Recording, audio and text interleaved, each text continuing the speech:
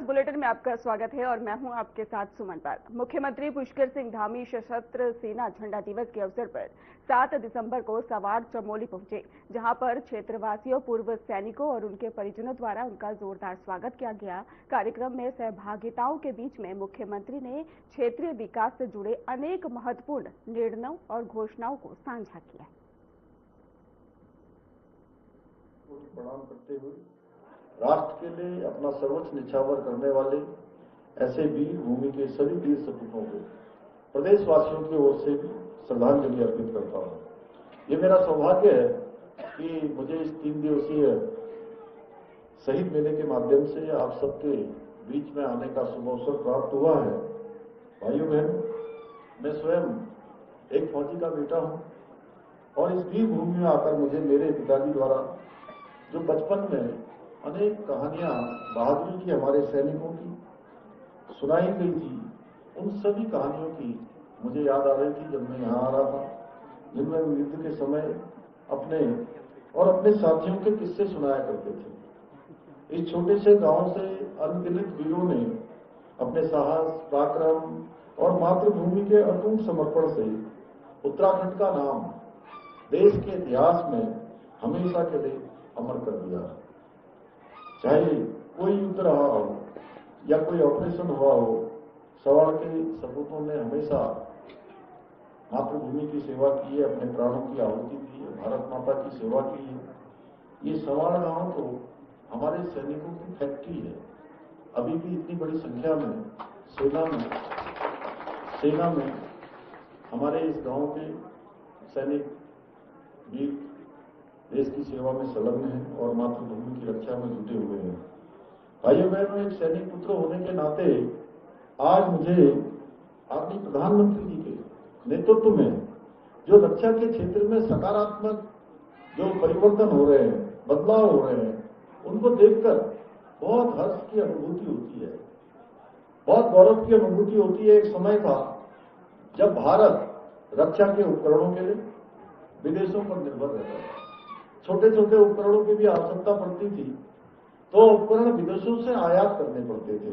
आज आदरणीय मोदी जी के नेतृत्व में भारत रक्षा सामग्री का निर्यात करने वाले जो दुनिया के पहली पंक्ति के देश है, शीर्ष सूची है, उस शीर्ष सूची में हमारे भारत का भी नाम आ गया है।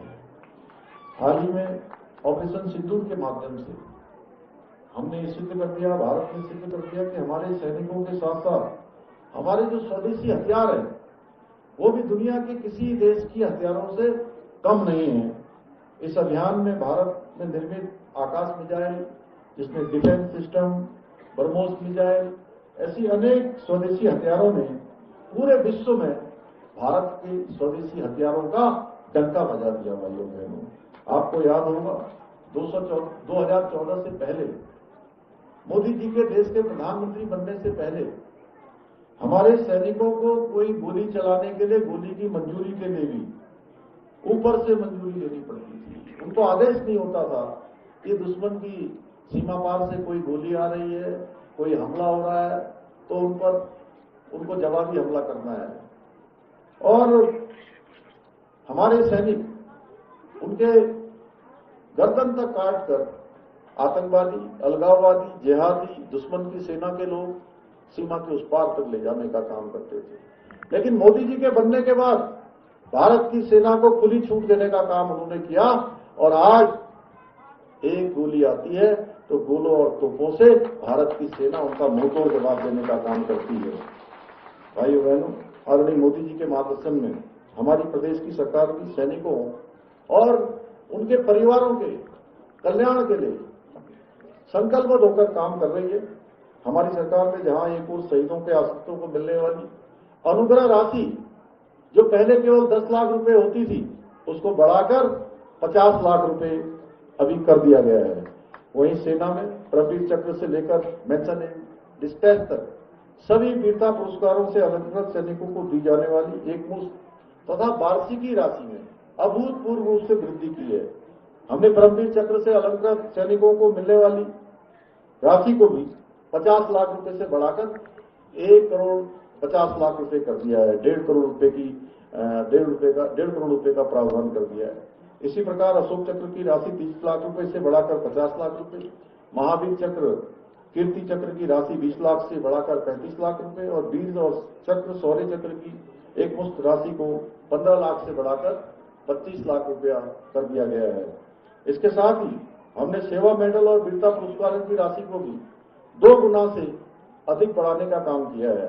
इतना ही नहीं, हमने जहां एक और बलिदानियों के परिवार के एक सदस्य को सरकारी नौकरी में समायोजित करने का निर्णय लिया है, वहीं सरकारी नौकरी में आवेदन करने का जो समय केवल 2 वर्ष का होता था उसको बढ़ाकर हमने 5 स्वदेशी हथियार है, वो भी दुनिया के किसी देश की हथियारों से कम नहीं है।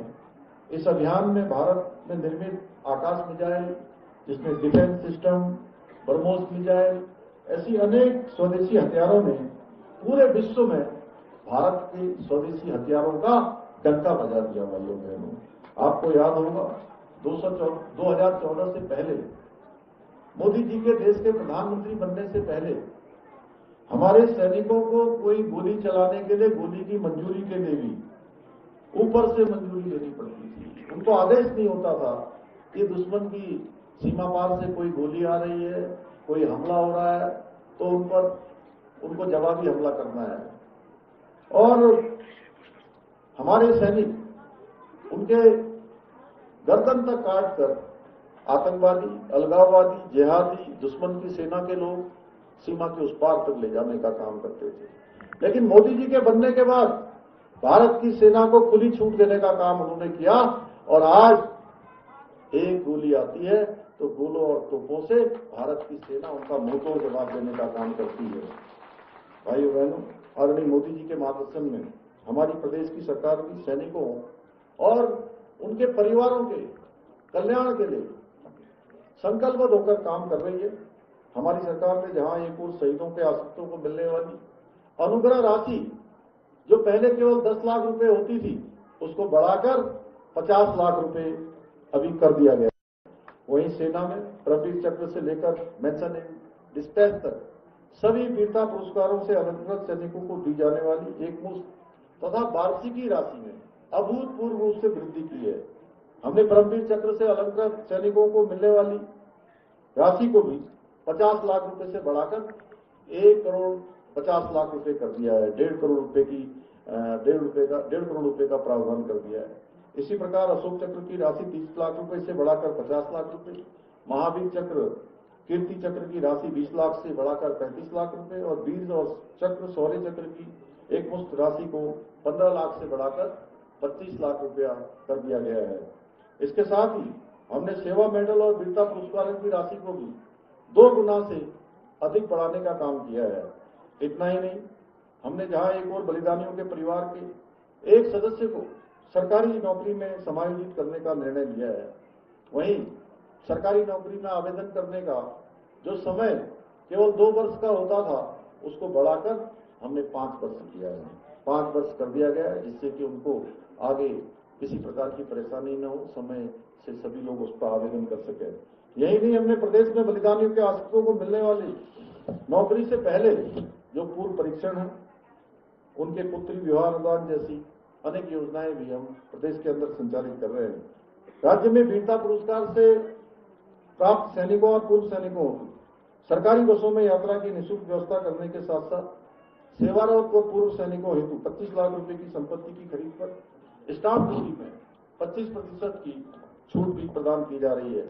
इसके अतिरिक्त हम सैनिकों की शहीद सैनिकों की स्मृति में चिरस्थायी बनाने के लिए हम देहरादून के गुनियाल गांव में भव्य सैन्य धाम का निर्माण भी करा रहे हैं, जो प्रत्येक उत्तराखंडी के लिए एक पावन स्थल होगा। भाइयों बहनों, इसके साथ साथ उत्तराखंड राज्य के अंदर उत्तराखंड की डेमोग्राफी और यहाँ के सांस्कृतिक मूल्यों को संरक्षित रखने के लिए भी हम पूरी तरह से काम कर रहे हैं, जिससे कि आने वाले समय में हमारे बच्चों को सुरक्षित उत्तराखंड मिले।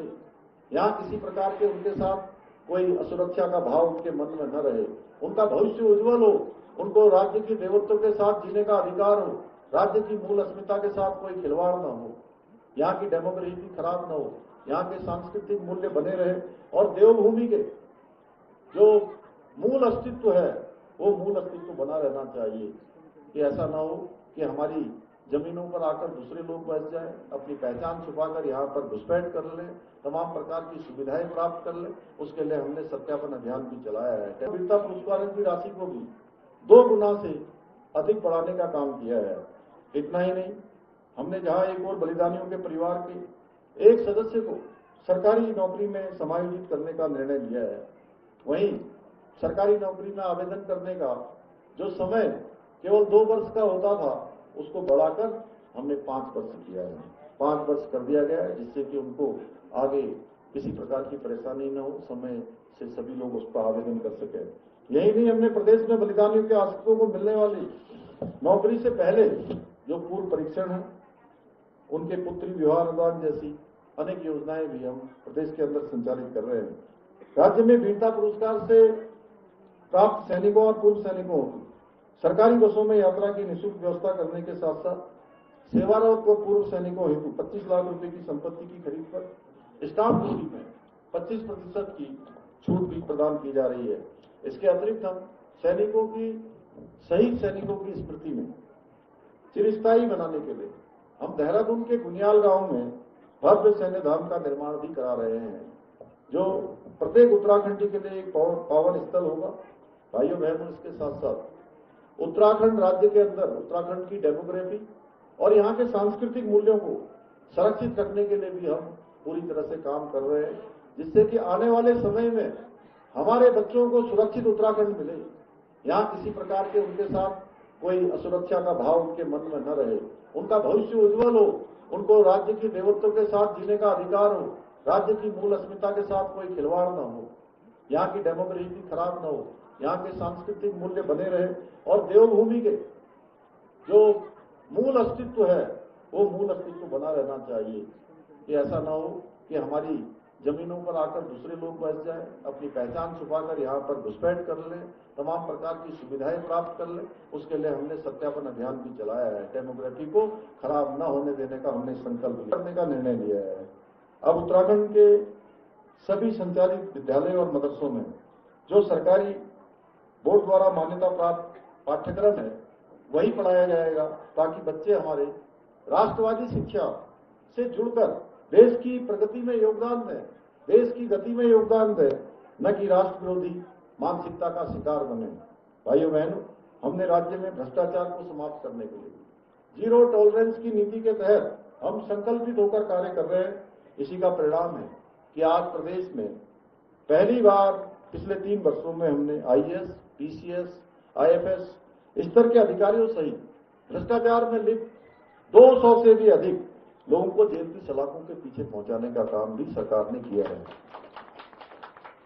भाइयों बहनों, अभी विधायक जी कह रहे थे इस क्षेत्र में इस वर्ष बहुत हमें भीषण आपदाओं का भी सामना करना पड़ा, और मैं भी यहाँ थराली हो, चाहे हमारा चेपड़ो क्षेत्र हो या कुंती हो या तुरमा हो, सभी क्षेत्रों में जहाँ भी आपदा आई और अधिकांश क्षेत्र आपदा से प्रभावित रहा है, हमारा प्रयास है एक तो कि उन सभी आपदा जो पीड़ित परिवार हैं, आपदा पीड़ित क्षेत्र हैं, उन क्षेत्रों में पुनर्वास का काम हो, उनके लिए सभी प्रकार से उनके साथ सरकार खड़ी हो, उस दिशा में हम काम कर रहे हैं। मैं प्रधानमंत्री जी का भी धन्यवाद करना चाहता हूं कि प्रधानमंत्री जी भी आपदा के समय में हमारे बीच में आए और हमारे सभी आपदा जो पीड़ित थे, उनके परिजन जिन्होंने हमको खोया है, हमने जिनको खोया है, उन सभी से उन्होंने उनसे बात की, उनको सभी को एक सहारा देने का काम किया, उनको सहायता का आश्वासन दिया और राज्य को हमको जो है तत्काल धनराशि भी उपलब्ध कराई है।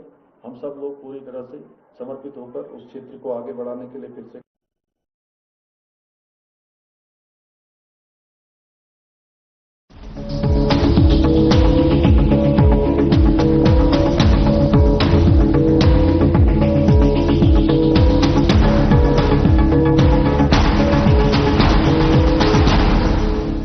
अपनाएं आयुर्वेदिक रूप मंत्रा। इसमें है क्यूकम्बर के प्योर एक्सट्रैक्ट्स जो नेचुरली चेहरे को मॉइस्चराइज रखे, ताकि पिंपल्स और डेड स्किन जैसी प्रॉब्लम से मिले रिलीफ। रूप मंत्रा आयुर्वेदिक फेस वॉश, ये कोई कॉस्मेटिक नहीं, आयुर्वेदिक औषधि है।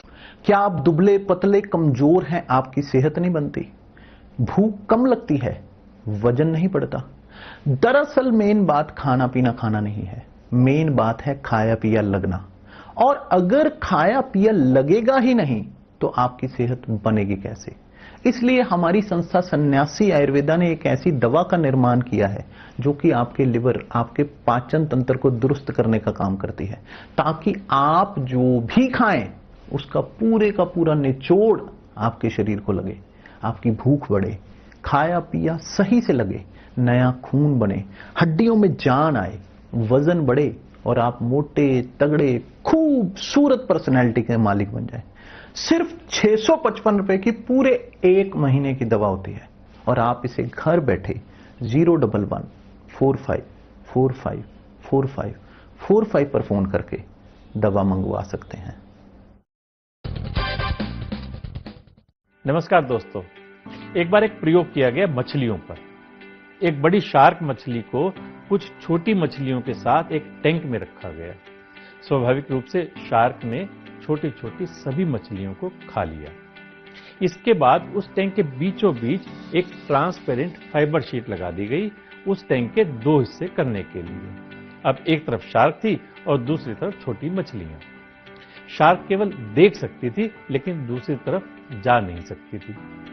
शार्क ने बार बार उस फाइबर शीट पर टक्कर मारी ताकि दूसरी ओर की मछलियों तक पहुंच सके, लेकिन सफल नहीं हो सकी।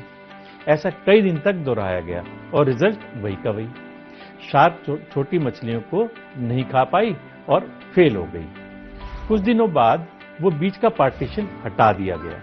अब देखने में क्या आया कि शार्क अभी भी टैंक के दूसरी ओर नहीं जा रही थी, क्योंकि उसकी मानसिकता बन चुकी थी कि बीच में एक पार्टीशन है और वो अपने लक्ष्य तक नहीं पहुंच सकती। दोस्तों, हमारे जीवन में भी कुछ ऐसा ही तो घटित नहीं हो रहा।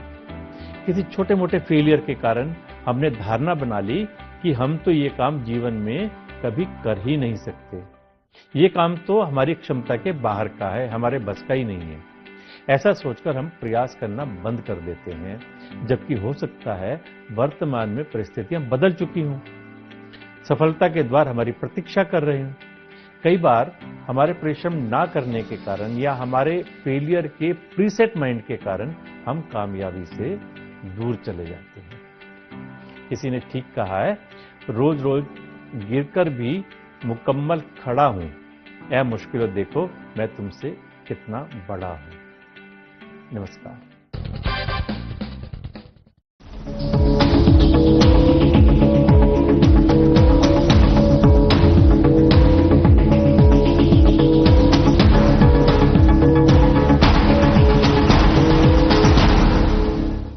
के बाद फिर से आपका स्वागत है। कपकोट के ही केदारेश्वर मैदान में एक विशाल जनसभा का आयोजन हुआ, जिसमें मुख्यमंत्री पुष्कर सिंह धामी ने शिरकत की। विकास योजनाओं से लेकर स्थानीय जरूरतों तक सीएम ने सरकार की प्रतिबद्धता दोहराई और इस दौरान ही सीएम ने क्या कुछ कहा है, आइए सुनते हैं।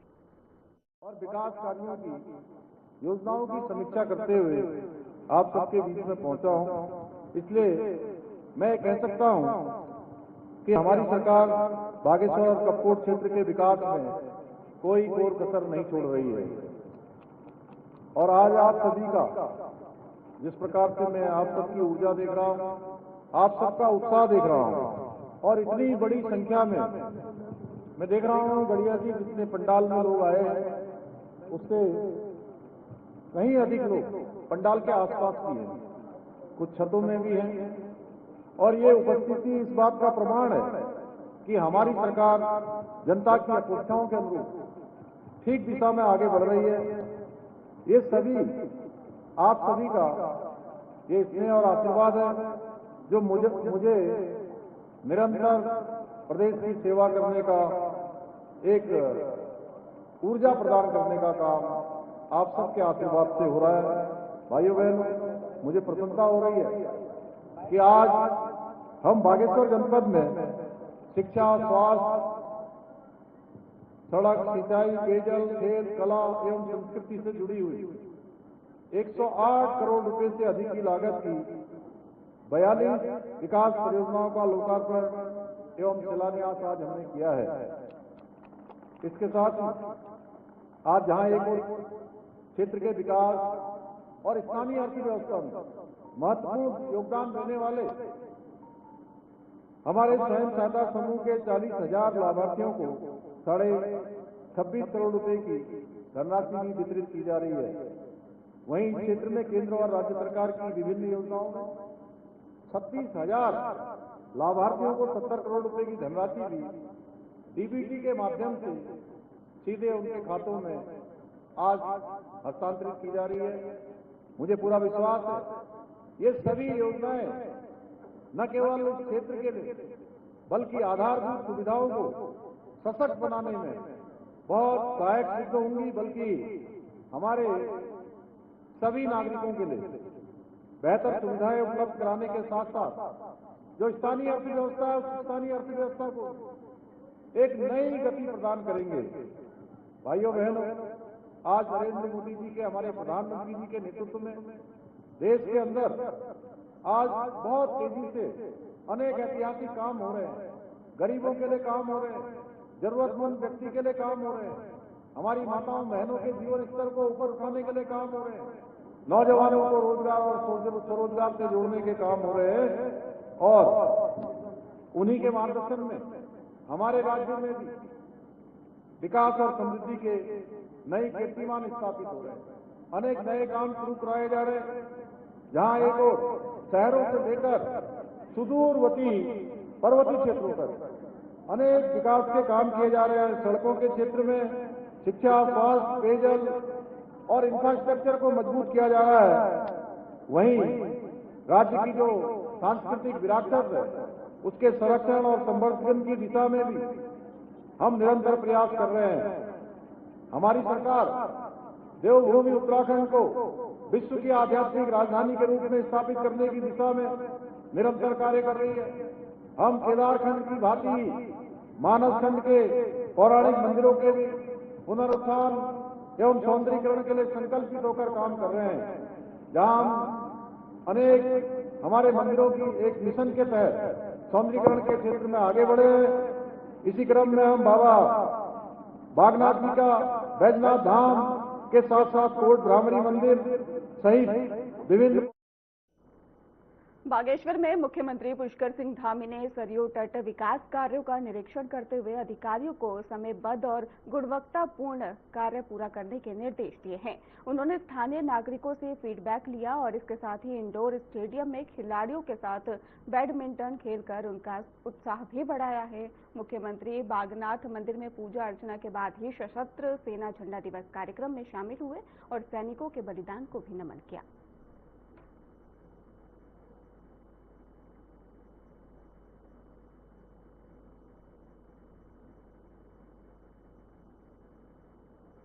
मुख्यमंत्री पुष्कर सिंह धामी ने अपने बागेश्वर जिले के दौरे के दौरान बागनाथ मंदिर पहुंचकर पूजा अर्चना की है और इस अवसर पर ही उन्होंने प्रदेश के सुख समृद्धि और जन कल्याण की भी कामना की है। श्रद्धालुओं ने मुख्यमंत्री का भव्य स्वागत किया है और उन्हें आशीर्वाद दिया।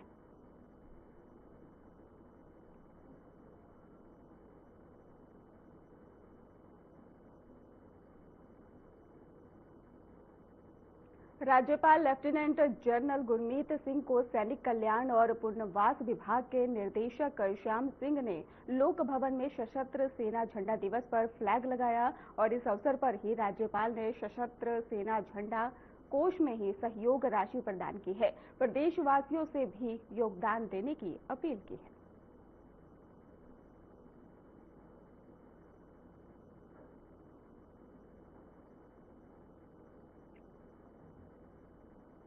उत्तरकाशी पुलिस ने सड़क हादसों पर रोक लगाने के लिए सघन चेकिंग अभियान तेज कर दिया है। यातायात पुलिस टीमों ने ही कई मार्गों पर नशे में ड्राइविंग और ट्रिपल ड्राइविंग, ओवर स्पीडिंग और इसके साथ ही ओवरलोडिंग जैसे उल्लंघनों के खिलाफ विशेष कार्रवाई की है। अभियान का उद्देश्य दुर्घटनाओं में ही कमी लाना और सड़क सुरक्षा सुनिश्चित करना है।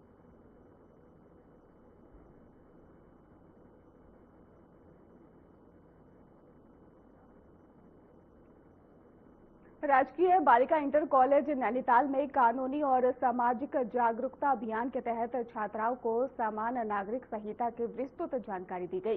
कार्यक्रम में बताया गया है कि मुख्यमंत्री पुष्कर सिंह धामी के ही इसके साथ ही नेतृत्व में उत्तराखंड यूसीसी लागू करने वाला देश का पहला राज्य बन चुका है और जिससे सभी नागरिकों के लिए समान कानून व्यवस्था सुनिश्चित हुई है।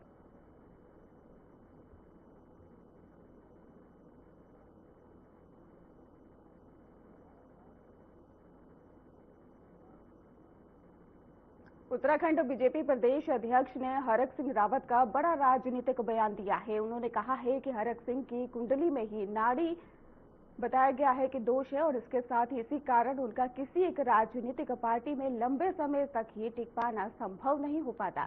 बीजेपी नेता के इस बयान के बाद ही राज्य की राजनीति में नई चर्चाओं का दौर भी शुरू हो गया है, क्योंकि हरक सिंह अतीत में कई बार दल बदल के लिए सुर्खियों में रहे। हरक सिंह रावत जी औरों के हाथों देख रहे हैं, लेकिन कभी उन्होंने अपनी कुंडली नहीं जुड़ाई। उनकी कुंडली में नाड़ी खड़ाष्टक लगा हुआ है, इसलिए किसी भी दल में वो रह नहीं पाते हैं। कभी बसपा में जाते हैं, कभी सपा में जाते हैं, तो सपा में जन्मपत्री नहीं जुड़ती, बसपा में जन्मपत्री नहीं जुड़ती, बीजेपी में जुड़ी नहीं, इसलिए पार्टी भी से बाहर हो गए। और कांग्रेस में भी उनकी जन्मपत्री जुड़ने वाली नहीं है। नाड़ी खड़ाष्टक बड़ा दोष होता है और वही दोष जो है उनको कहीं टिकने नहीं देता है। तो पहले वो अपनी जन्मपत्री किसी ठीक ठाक पंडित को दिखाएं। वैसे तो मैं भी पंडिताई का काम अब करता नहीं हूँ, लेकिन मैं उनकी जन्मपत्री बिना देखे बता सकता हूँ, नाड़ी खड़ाष्टक दोष बहुत जल्दी खत्म होने वाला है। फिलहाल खास बुलेटिन में बस इतना ही। आगे की खबरों के लिए आप देखते रहिए हमारे चैनल। धन्यवाद।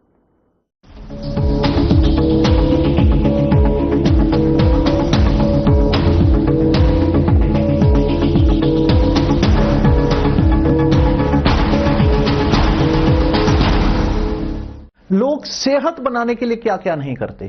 जिम जाते हैं,